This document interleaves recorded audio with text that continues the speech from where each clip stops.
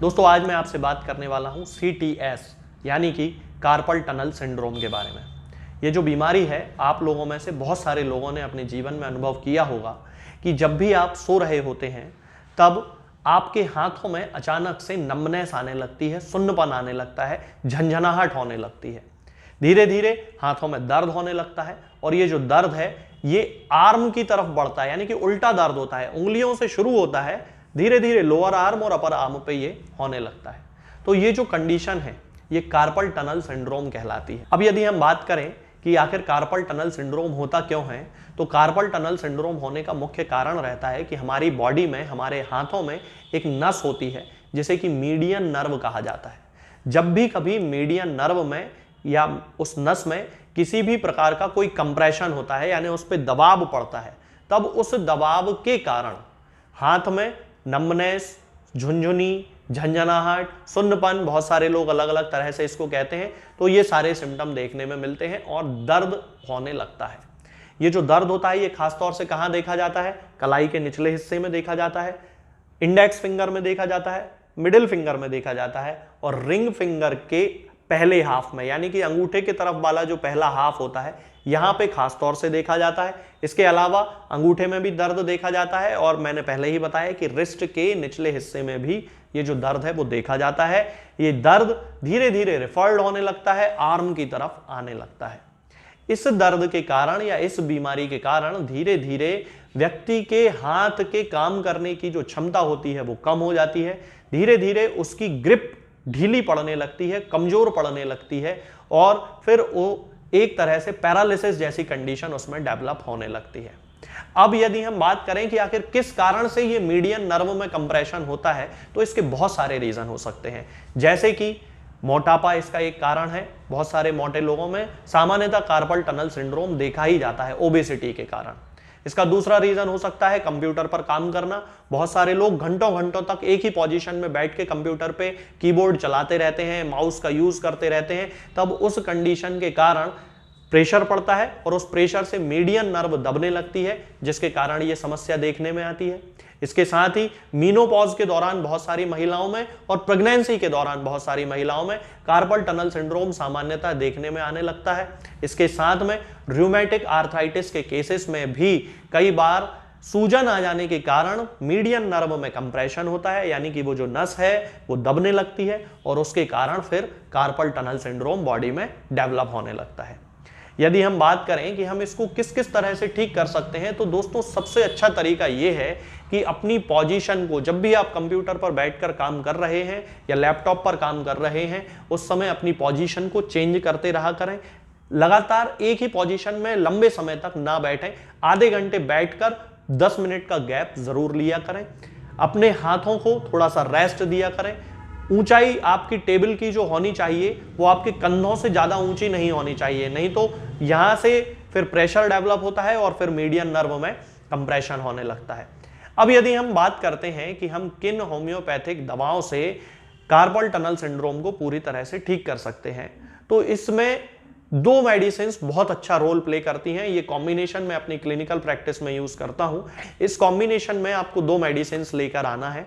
पहली मेडिसिन है hypericum perforatum और दूसरी मेडिसिन है सिम्फाइटम ऑफिसिनेल। हाइपेरिकम परफोरेटम की 200 पोटेंसी लेके आना है और सिम्फाइटम ऑफिसिनेल की भी 200 पोटेंसी लेके आना है। इन दोनों ही दवाओं की 2 बूंद सुबह पीना है और 2 बूंद शाम को पीना है। दोनों दवाओं के बीच में 5 से 10 मिनट का अंतर जरूर रखना है। मान लीजिए पहले आपने हाइपेरिकम की 200 पोटेंसी की 2 बूंद जीभ पे रख के पी ली, 5 मिनट रुके, फिर सिम्फाइटम की 200 पोटेंसी की 2 बूंद जीभ पे रख के पी ली। ऐसा ही सुबह करना है और ऐसा ही शाम को करना है। दवा खाने के 15-20 मिनट पहले से 15-20 मिनट बाद तक कुछ भी नहीं खाना है। इस चीज का जरूर ध्यान रखें। ना ही चाय पी हो, ना दूध पिया हो, ना खाना खाया हो, कुछ ना किया हो, इस चीज का ध्यान रखें। धीरे धीरे ये जो नर्व का कंप्रेशन है, ये जो नस आपकी दब रही है, वो इन दोनों ही दवाओं के प्रभाव से धीरे धीरे रिलीज होने लगेगी। जो कंप्रेशन, जो प्रेशर उस नस पे पड़ रहा है वो रिलीज होने लगेगा। नस अपनी नॉर्मल पोजीशन में आने लगेगी और रात में सोते समय जो नमनेस, जो झुंझुनी या झंझनाहट या सुन्नपन जो भी आपको महसूस होता है वो धीरे धीरे कम होने लगेगा। ये जो दवाएं हैं ये किसी भी होम्योपैथिक मेडिकल स्टोर पे आपको बड़ी आसानी से मिल जाएंगी। इन दवाओं का पूरे 1 महीने तक इस्तेमाल आपको करना है, कम से कम यानी 1 महीने तो करना ही है। धीरे धीरे 10-15 दिन में इनका इफेक्ट आने लगेगा, धीरे धीरे सिम्टम्स आपके ठीक होने लगेंगे। आज के इस वीडियो में फिलहाल इतना ही। आगे के वीडियोस में मैं आपसे बात करूंगा कुछ नई बीमारियों के बारे में और उनकी होम्योपैथिक दवाओं के बारे में। तब तक के लिए जय हिंद, जय भारत। सिंड्रोम कहलाती है। अब यदि हम बात करें कि आखिर कार्पल टनल सिंड्रोम होता क्यों है, तो कार्पल टनल सिंड्रोम होने का मुख्य कारण रहता है कि हमारी बॉडी में, हमारे हाथों में एक नस होती है जिसे कि मीडियन नर्व कहा जाता है। जब भी कभी मीडियन नर्व में या उस नस में किसी भी प्रकार का कोई कंप्रेशन होता है, यानी उस पर दबाव पड़ता है, तब उस दबाव के कारण हाथ में नम्बनेस, झुनझुनी, झंझनाहट, सुन्नपन, बहुत सारे लोग अलग अलग तरह से इसको कहते हैं, तो ये सारे सिम्टम देखने में मिलते हैं और दर्द होने लगता है। ये जो दर्द होता है ये खासतौर से कहाँ देखा जाता है? कलाई के निचले हिस्से में देखा जाता है, इंडेक्स फिंगर में देखा जाता है, मिडिल फिंगर में देखा जाता है और रिंग फिंगर के पहले हाफ में, यानी कि अंगूठे के तरफ वाला जो पहला हाफ होता है यहां पे खास तौर से देखा जाता है। इसके अलावा अंगूठे में भी दर्द देखा जाता है और मैंने पहले ही बताया कि रिस्ट के निचले हिस्से में भी ये जो दर्द है वो देखा जाता है। ये दर्द धीरे धीरे रिफर्ड होने लगता है, आर्म की तरफ आने लगता है। इस दर्द के कारण या इस बीमारी के कारण धीरे धीरे व्यक्ति के हाथ के काम करने की जो क्षमता होती है वो कम हो जाती है, धीरे धीरे उसकी ग्रिप ढीली पड़ने लगती है, कमजोर पड़ने लगती है और फिर वो एक तरह से पैरालिसिस जैसी कंडीशन उसमें डेवलप होने लगती है।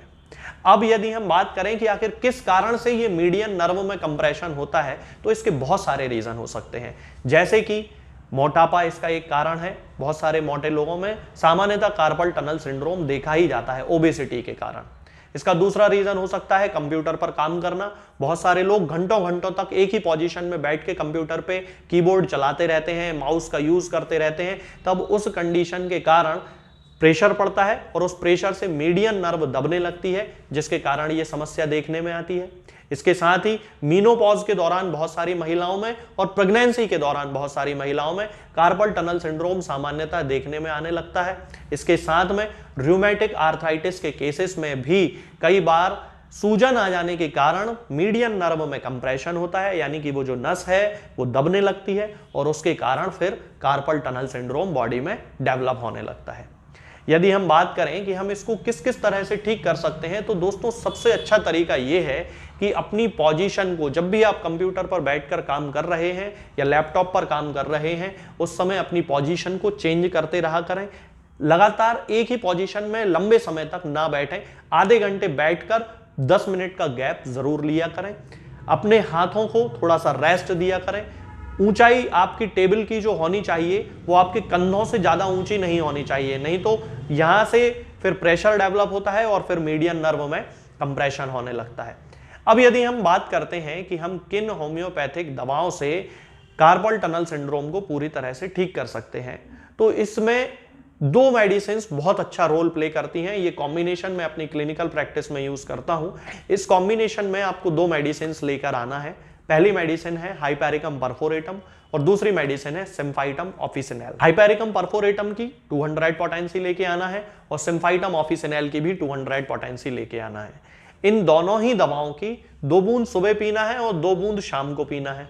दोनों दवाओं के बीच में 5 से 10 मिनट का अंतर जरूर रखना है। मान लीजिए पहले आपने हाइपेरिकम की 200 पोटेंसी की 2 बूंद जीभ पे रख के पी ली, 5 मिनट रुके, फिर सिम्फाइटम की 200 पोटेंसी की 2 बूंद जीभ पे रख के पी ली। ऐसा ही सुबह करना है और ऐसा ही शाम को करना है। दवा खाने के 15-20 मिनट पहले से 15-20 मिनट बाद तक कुछ भी नहीं खाना है, इस चीज का जरूर ध्यान रखें। ना ही चाय पी हो, ना दूध पिया हो, ना खाना खाया हो, कुछ ना किया हो, इस चीज का ध्यान रखें। धीरे धीरे ये जो नर्व का कंप्रेशन है, ये जो नस आपकी दब रही है, वो इन दोनों ही दवाओं के प्रभाव से धीरे धीरे रिलीज होने लगेगी। जो कंप्रेशन, जो प्रेशर उस नस पे पड़ रहा है वो रिलीज होने लगेगा, नस अपनी नॉर्मल पोजीशन में आने लगेगी और रात में सोते समय जो नम्बनेस, जो झुंझुनी या झंझनाहट या सुन्नपन जो भी आपको महसूस होता है वो धीरे धीरे कम होने लगेगा। ये जो दवाएं हैं ये किसी भी होम्योपैथिक मेडिकल स्टोर पे आपको बड़ी आसानी से मिल जाएंगी। इन दवाओं का पूरे 1 महीने तक इस्तेमाल आपको करना है, कम से कम यानी 1 महीने तो करना ही है। धीरे धीरे 10-15 दिन में इनका इफेक्ट आने लगेगा, धीरे धीरे सिम्टम्स आपके ठीक होने लगेंगे। आज के इस वीडियो में फिलहाल इतना ही। आगे के वीडियोस में मैं आपसे बात करूंगा कुछ नई बीमारियों के बारे में और उनकी होम्योपैथिक दवाओं के बारे में।